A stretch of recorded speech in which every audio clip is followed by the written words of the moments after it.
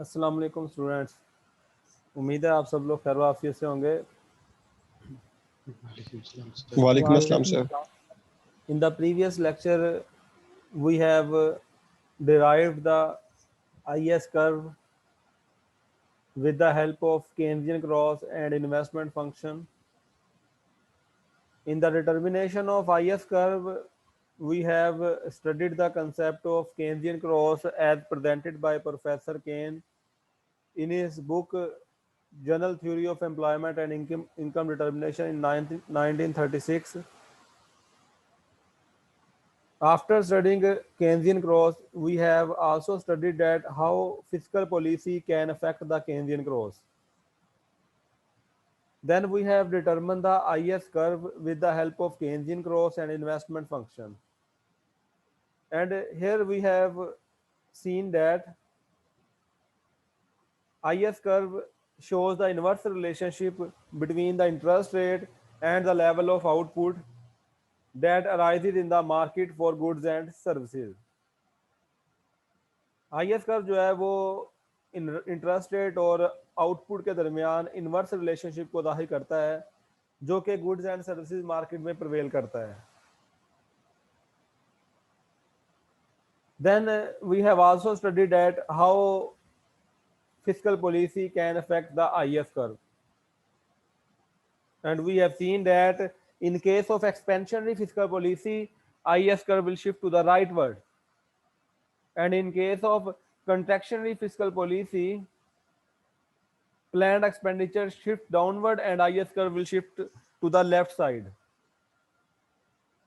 So today we are going to study the next topic, that is determination of LM curve, the money market and the LM curve. LM curve basically, LM stands for liquidity of money.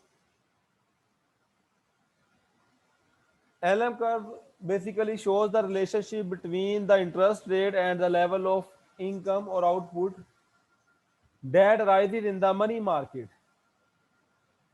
अब L M curve जो है वो भी इन्हीं दो variables के दरमियान relationship को शो कर रहा है, इंटरेस्ट रेट और output income, interest rate and income. ये वही वेरिएबल्स हैं जिनके दरमियान आई एस रिलेशनशिप शो करता है. But this relationship is prevailed in the money market. लेकिन ये रिलेशनशिप जो है ये मनी मार्केट को रिप्रेजेंट करेगा और जो आई एस कर्व था वो गुड्स एंड सर्विसेज मार्केट को रिप्रेजेंट कर रहा था. So LM curve plots the relationship between the interest rate and the level of income that arises in the market for money balances. Obviously, to understand this relationship, we begin by looking at the theory of interest rate, named as the theory of liquidity preferences. जैसे IS curve को determine करने में Keynesian cross का जो है वो आप कह लें की रोल है, इसी तरह LM कर्व की डिटर्मिनेशन में लिक्विडिटी प्रेफरेंसेस का जो है वो की रोल है, liquidity preference theory. And this theory was presented by professor Keynes in his book in General Theory of Employment and Income Determination. So first we study liquidity preference theory, then with the help of liquidity preference theory we will derive the LM curve. So what is liquidity preference theory? Liquidity preference theory is studied with the help of money demand and money supply. Liquidity preference theory का अगर लफ्जी meaning की तरफ जाएं तो how much money you want to hold in the form of cash at various interest rate. आप अपने पास कितने पैसे रखने प्रेफर करते हो at various interest rate, different interest rate पे. So to understand the concept of liquidity preference theory we have to study about the money demand and money supply. Demand for money, there are three motives behind the demand for money. First one is transaction demand for money, second one is precautionary demand for money, and third one is speculative or investment demand for money. First one is transaction demand for money, मतलब हम money demand करते हैं for transaction motive, transactions करने के लिए, क्योंकि ये transaction में हमें ईज प्रोवाइड करती है, आसानी मुहैया करती है। हम गुड्स एंड सर्विसेज परचेज करते हैं, डेली बेसिक नेसेसिटीज परचेज करते हैं, उसके लिए हमें इसकी जरूरत है। So this is transaction motive and it depends upon the level of income. Income बढ़ेगी, ट्रांजैक्शन डिमांड फॉर मनी भी बढ़ेगी। इनकम कम होगी, ट्रांजैक्शन डिमांड फॉर मनी भी कम होगी। Second demand for money is precautionary demand for money. हम कुछ पैसे जो है वो नागहानी हालात के लिए सेव करके रखते हैं कि अचानक कोई डिजीज आ जाती है या कोई और मसला बन जाता है, तो हम कुछ पैसे अपने पास से सेव करके रखते हैं अननेसेसरी कंडीशन से को मीट करने के लिए। ऑब्वियसली वो भी इनकम पे डिपेंड करेगी। इनकम ज्यादा होगी तो प्रिकॉशनरी डिमांड फॉर मनी भी ज्यादा होगी, इनकम कम होगी तो प्रिकॉशनरी डिमांड फॉर मनी भी कम होगी। And third one is speculative और investment demand for money. It depends upon the level of income and as well as on interest rate. Income पे पॉजिटिवली डिपेंड करेगी, income बढ़ेगी तो investment demand for money भी बढ़ेगी, income कम होगी तो investment demand for money भी कम होगी। जबकि इंटरेस्ट रेट पे नेगेटिवली डिपेंड करती है। अगर इंटरेस्ट रेट कम होगा तो मतलब कॉस्ट ऑफ बोरिंग मनी कम है, तो इन्वेस्टमेंट डिमांड फॉर मनी में इजाफा होगा, और अगर इंटरेस्ट रेट ज्यादा है तो फिर इन्वेस्टमेंट डिमांड फॉर मनी कम होगी। ये हमने रिलेशनशिप ऑलरेडी डिस्कस किया हुआ है in investment function. So what about the overall demand? Obviously overall demand is the sum of transaction demand for money, precautionary demand for money and speculative demand for money. इन तीनों का सम है वो total demand for money बनता है। And total demand for money is a function of income and interest rate.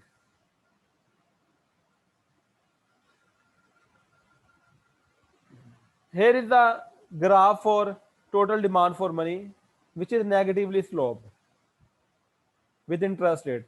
On the y-axis there is interest rate, and on the x-axis there is money demand and money supply. M over P से का मतलब है real money balances. M over P, M है money, और उसको जब price level से divide कर देते हैं तो ये रियल मनी बन जाता है। M स्टैंड्स फॉर मनी, अब उससे जब प्राइस लेवल से डिवाइड करते हैं तो ये रियल मनी बन जाता है। मनी डिमांड कर्व जो है उसका इंटरेस्ट रेट के साथ नेगेटिव रिलेशनशिप है, that's why money demand curve is negatively sloped. अगर आपको याद हो तो हमने प्रीवियस कोर्स में भी और प्रीवियस लेक्चर में मैंने वीडियोस भी शेयर की थी जिसमें मनी डिमांड मनी सप्लाई को डिस्कस किया गया है इंटरेस्ट रेट डिटर्मिनेशन में। ये वही चीज है। इंटरेस्ट रेट ज्यादा है तो मनी डिमांड कम होगी, और अगर इंटरेस्ट रेट कम है तो मनी डिमांड में इजाफा हो जाएगा। So money demand curve is negatively slope. And here is the money supply curve which is vertical slope, means that supply for money is exogenously determined by the central bank. Supply for money is exogenously determined by the central bank. It is no more affected by the interest rates. Supply for money को central bank determine करता है और ये interest rate से affect नहीं होती। अब इसका वर्टिकल होने का हकीकत मतलब ये नहीं है कि ये फिक्स है, it can change. Central bank can change the money supply, central bank can increase और decrease the money supply. Increase की सूरत में राइट वर्ड कर्व आ जाएगा, डिक्रीज की सूरत में लेफ्ट वर्ड आ जाएगा, but it is no more affected by the interest rate. Interest rate के साथ जो है ये एक्सोजनस है, इंटरेस्ट रेट इसको अफेक्ट नहीं कर सकता। हाँ, ये मनी सप्लाई जो है ये इंटरेस्ट रेट को जरूर अफेक्ट कर सकती है, बट इंटरेस्ट रेट जो है वो बढ़े या कम हो उसका मनी सप्लाई पे कोई इफेक्ट नहीं होता। At that point where money supply is equal to money demand, this will be the equilibrium interest rate. This will be the equilibrium interest rate. So this is liquidity preference theory. How much money you want to hold in the form of cash, it depends upon the interest rate. And how interest rate is determined? Interest rate is determined with the help of demand for money and supply for money. जहां पे ये दोनों equate होते हैं वहां पे जो है ये इक्विलिब्रियम इंटरेस्ट रेट होगा। यहां तक किसी का कोई क्वेश्चन है तो you are free to ask.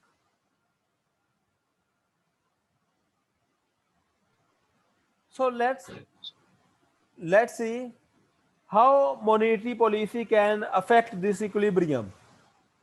How monetary policy can affect this equilibrium.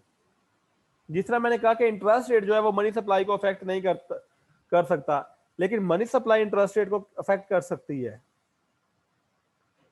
How monetary policy can affect this equilibrium, can affect liquidity preference theory, ये हम चेक करते हैं। उसके बाद हम जो है वो लिक्विडिटी प्रेफरेंस थ्योरी की मदद से एलएम कर्व को ड्राइव करते हैं। Let's suppose there is contractionary monetary policy.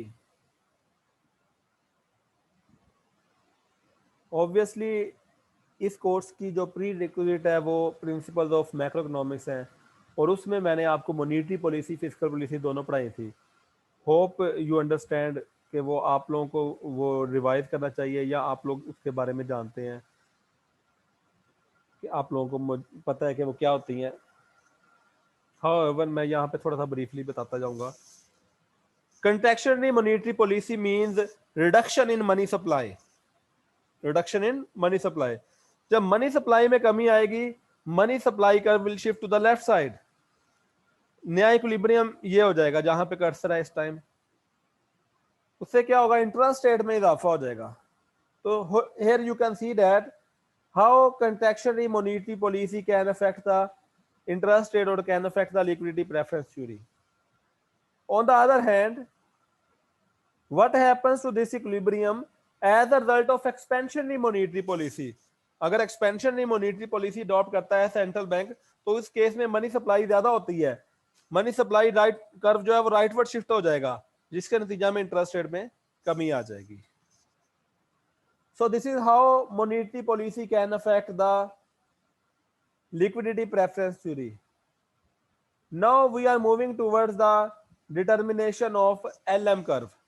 Ji mister Farad आप कुछ पूछना चाह रहे हैं?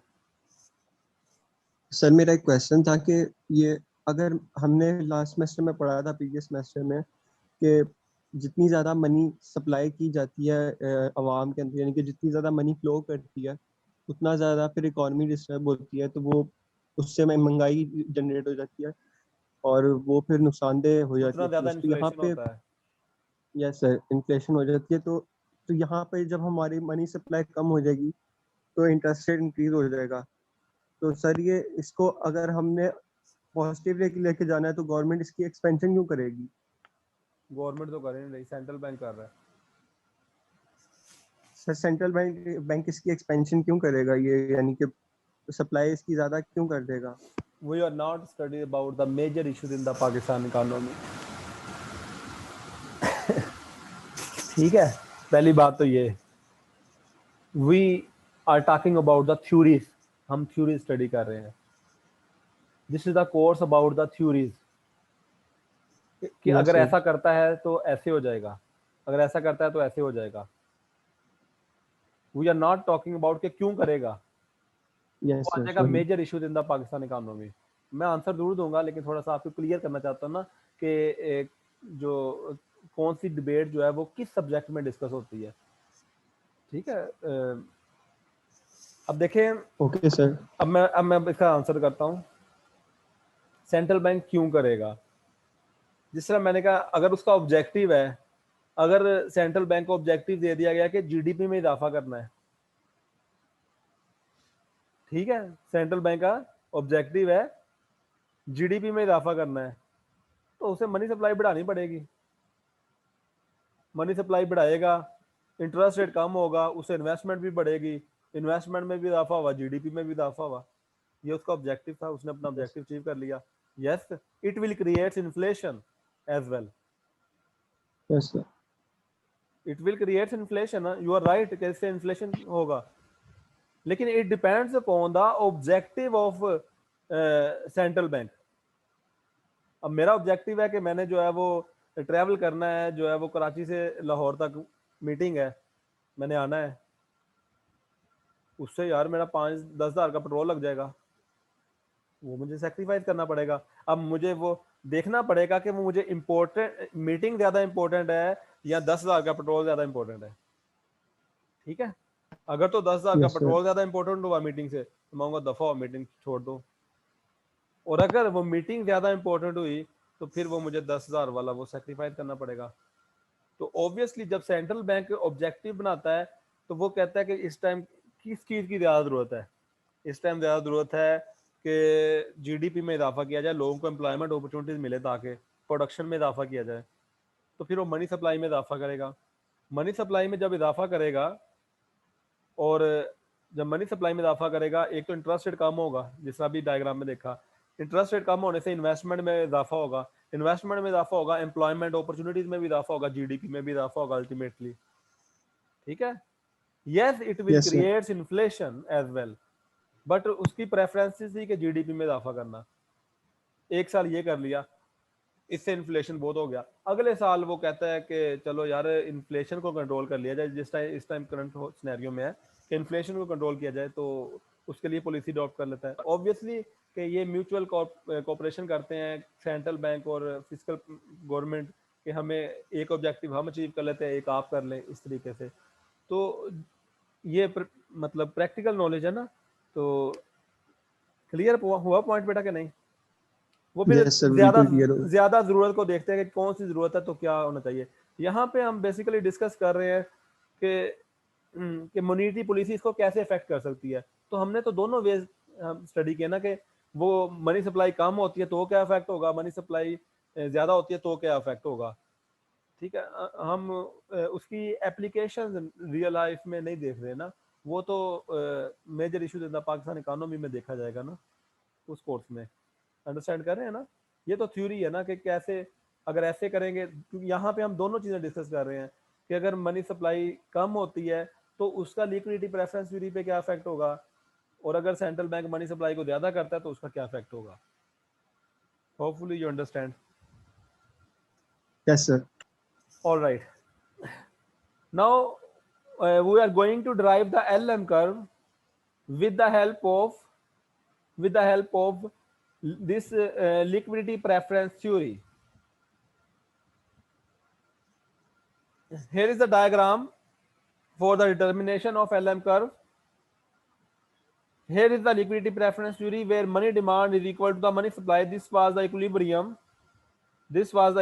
Please see the movement of cursor. On the y-axis there is interest rate. On the x-axis there is real money balances. This one is money supply and this one blue line is money demand. अब ये equilibrium interest rate है। LM curve shows the relationship between the interest rate and the level of output.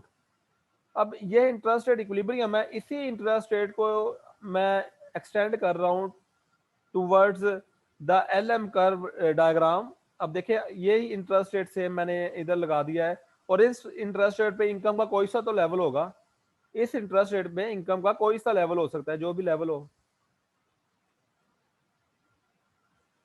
when there is an increase in income,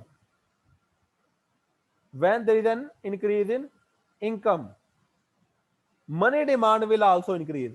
अगर income में इजाफा होता है, let's suppose, क्योंकि हमें 2 पॉइंट्स चाहिए होते हैं डायग्राम बनाने के लिए, so let's suppose there is an increase in income, income में इजाफा होता है तो उससे मनी डिमांड में इजाफा हो जाएगा, ये देखें मनी डिमांड का will shift the right side, और मनी डिमांड में because money demand is a function of interest rate and income as well. अगर इंटरेस्ट रेट चेंज होता है तो मनी डिमांड कर्व के साथ ही मूवमेंट होगी, और अगर इंटरेस्ट रेट के अलावा कोई और फैक्टर इसको मनी डिमांड को अफेक्ट करता है तो उस केस में मनी डिमांड कर्व शिफ्ट कर जाएगा। तो यहाँ पे इनकम में इजाफा होता है, लेट्स सपोज किसी भी वजह से कमी भी आ सकती है, तब भी सेम सिनेरियो होगा। इनकम में इजाफा होता है तो मनी डिमांड में इजाफा हो जाएगा, मनी डिमांड में इजाफा होने से money demand curve will shift to the right side, as a result there is increase in the interest rate में इजाफा हो जाएगा। So this will be the new interest rate at new equilibrium level. This will be the new interest rate at new equilibrium level of income. और अगर interest rate में कमी करते हैं तब भी यही चीज होगी, इंटरेस्ट रेट में कमी होती है तो मनी डिमांड में कमी आ जाएगी, मनी डिमांड में कमी आने से इंटरेस्ट रेट कम हो जाएगा, सो न्यू इनकम लेवल पे ये नीचे वाला इंटरेस्ट रेट होगा. So we found the positive relationship between the interest rate and the level of income that arises in the money market. So you can say that LM curve plots the positive or direct relationship between the interest rate and the level of income that arises in the money market. यहां तक किसी का कोई question है तो आप पूछ सकते हैं.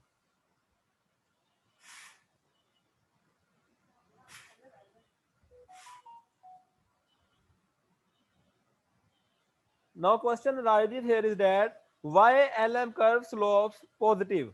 Why LM curve slopes upward?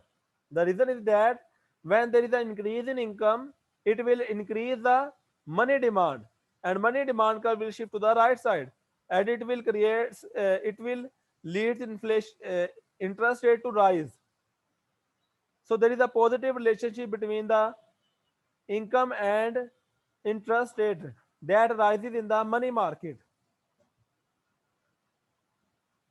Now see what happens to this LM curve as a result of change in monetary policy. क्योंकि मॉनेटरी पॉलिसी जो है वो लिक्विडिटी प्रेफरेंस थ्योरी को अफेक्ट करती है, तो लिक्विडिटी प्रेफरेंस थ्योरी की मदद से हमने एलएम कर्व ड्राइव किया है. तो अल्टीमेटली मॉनेटरी पॉलिसी जो है वो एलएम कर्व को भी सेम वे में अफेक्ट कर सकती है.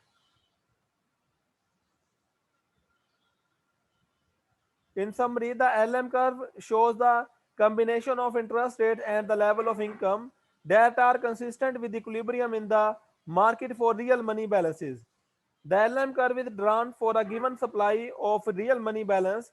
Decrease in the supply of real money balance shift the LM curve upward, and increase in the supply of real money balances shift the LM curve downward. You can see in the diagram कि liquidity जिस तरीके से monetary policy liquidity preference theory को affect करती है, उसी way में वो एलएम कर्व को अल्टीमेटली इफेक्ट करेगी. Let's suppose there is an contractionary monetary policy. Contractionary monetary policy का मतलब है कि central bank wants to control the money supply, wants to reduce the money supply. Money supply कम करेगा, उसके नतीजे में मनी सप्लाई कर्व जो है वो लेफ्टवर्ड शिफ्ट हो जाएगा. As a result, there is a increase in the interest rate, जिससे एलएम कर्व जो है वो लेफ्टवर्ड शिफ्ट कर जाएगा. और यहाँ पे आप देख सकते हैं कि इंटरेस्ट रेट में इजाफा हो गया है, एलएम कर्व लेफ्टवर्ड शिफ्ट हो जाएगा. On the other hand, let's suppose there is an expansionary monetary policy. Expansionary monetary policy का मतलब है central bank wants to increase the money supply. Expansionary monetary policy का मतलब है central bank wants to increase the money supply, और उस case में money supply curve rightward shift हो जाएगा, जिससे इंटरेस्ट रेट में कमी आ जाएगी, और एलएम कर्व भी राइटवर्ड शिफ्ट हो जाएगा, जिससे इंटरेस्ट रेट में कमी आ जाएगी on the same income level. So we have seen the both scenario how expansionary and contractionary monetary policy can affect the liquidity preference theory and ultimately LM curve. In summary, you can say that in case of expansionary monetary policy, LM curve will shift to the right side, and in case of contractionary monetary policy, LM curve will shift to the left side or upward. यहां तक किसी का कोई question है तो आप पूछ सकते हैं. So conclusion, the short run equilibrium where IS and LM curve are equate to each other, intersect to each other. IS curve की इक्वेशन आपके सामने मेंशन है, y is equal to c into y minus t plus I is a function of interest rate plus g. Obviously this is short run equilibrium and closed economy equilibrium, and this is the LM equation. Real money balances is a function of interest rate and income. At equilibrium, in the short run equilibrium where IS curve intersect to LM curve, this will be the equilibrium interest rate and this will be the equilibrium level of income. Summary जरूर आप and पे study किया करें, इसमें से MCQs काफी बन सकते हैं. हर चैप्टर की समरी आप स्टडी किया करें. जी, यहाँ तक किसी का कोई क्वेश्चन है तो you are free to ask.